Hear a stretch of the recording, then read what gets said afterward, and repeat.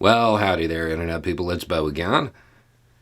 So today, we're going to become very pragmatic for a minute.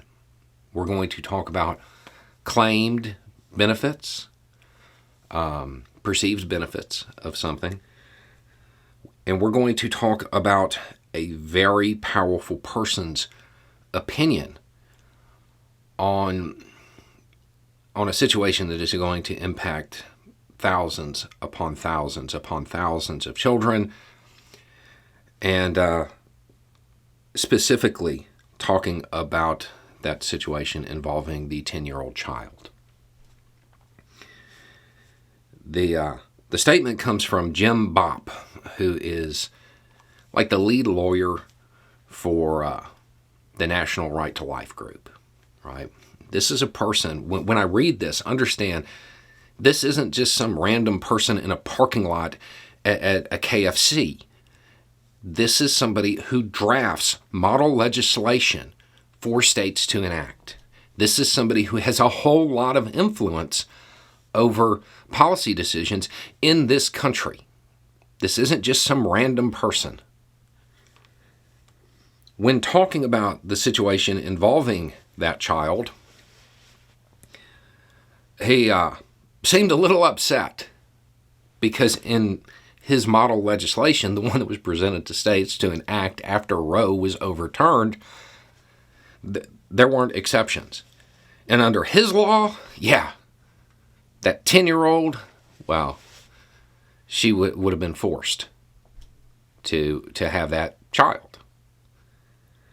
Now, to me, that alone is just wild and out there, okay? But that's actually not the wild part of the statement. It says here that we would hope that she would understand the reason and ultimately the benefit of having the child. I did my best, and I set my personal beliefs about like bodily autonomy and all of that stuff, and government overreach, and set it all aside for a second, and just tried to come up with the pragmatic, practical benefits of a 10-year-old being forced by the government to have a child. I came up with I mean, you could say that it's two, but to me it's really just one. Mom would be able to save a little bit of cash on childcare and transportation costs. So you could divide that into two if you wanted, but save a little bit of money on childcare and transportation costs when they were both riding the bus to school at the same time. Because understand, at 10 years old, that would happen. Unless, of course, due to the massive strains of raising a child, mom decided to drop out. Then it wouldn't be a benefit at all, now would it? The key part to take away from this is that, once again, they're telling you who they are. They're telling you the world they want to create. In language that is very clear. There is no ambiguity here. They're creating a situation where child pregnancy, it's not even this regrettable thing that happens. It's a benefit. It's a good thing. And that on a long enough timeline, well, she'll recognize that. She'll be forced to recognize that. This is the world they're promising you. 10-year-old moms. That's what they're saying. It's not regrettable. It's a benefit. Ultimately, a benefit. The Democratic Party is doing a very, very bad job of explaining what is coming down the road.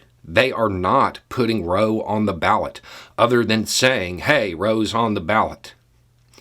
People need to know exactly what that means. Understand when they're at the point where they're talking about a 10-year-old child and learning their lesson or whatever it is through this method and it being an ultimate benefit, they're telling you they plan on controlling your children to that degree. They plan on normalizing this type of stuff to that degree so they can stick with their talking point, so they can continue to raise money. The Democratic Party needs to get on their messaging. Roe is on the ballot, in fact. It really is.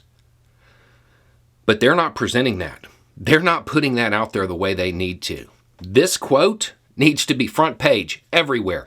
Everybody who's running on a platform that aligns with this, they need to be asked about this quote in particular and see where they stand.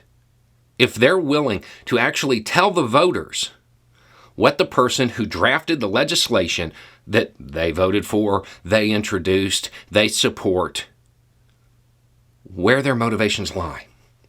If they're willing to support those motivations, those beliefs, if they believe it is an ultimate benefit to have 10-year-old moms, that needs to be a question in every debate, in every discussion, in every interview by a reporter, because that's newsworthy. That is newsworthy. Anyway, it's just a thought. Y'all have a good day.